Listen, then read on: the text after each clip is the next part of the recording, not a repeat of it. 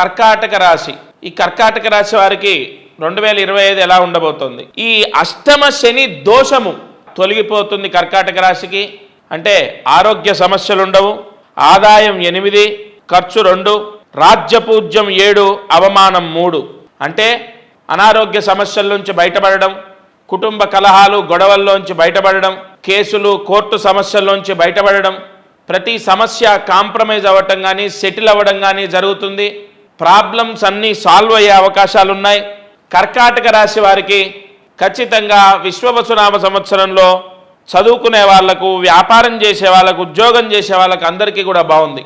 అయితే ఈ విదేశాల్లో ఉన్నవాళ్ళు, ఇక్కడ నుంచి విదేశాలకు వెళ్దాము అనుకున్న వాళ్ళకు కొన్ని ఆటంకాలు సంభవించే అవకాశాలు ఉన్నాయి.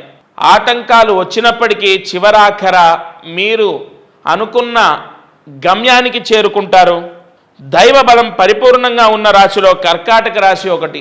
గృహయోగము, వివాహ యోగము ఇత్యాది శుభయోగాలు కర్కాటక రాశికి సూచిస్తున్నాయి.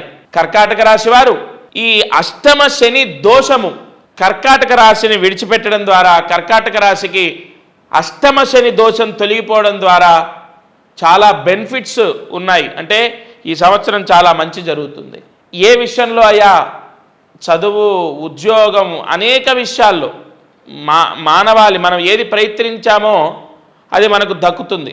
సరే, కర్కాటక రాశి వారు మంత్రాలయము, రాఘవేంద్ర స్వామి సన్నిధి, మంత్రాలయానికి వెళ్ళి నిద్ర చేయాలి, స్వామి సేవలో పాల్గొనాలి, లేదా స్వామి దర్శనం చేసుకొని రావాలి. 2025 సెప్టెంబర్ లోపు మీరు, అది దక్షిణాయనమైనా ఉత్తరాయణమైనా పర్వాలేదు, సెప్టెంబర్ లోపు స్వామి క్షేత్రంలో నిద్ర చేస్తే చాలా మంచిది.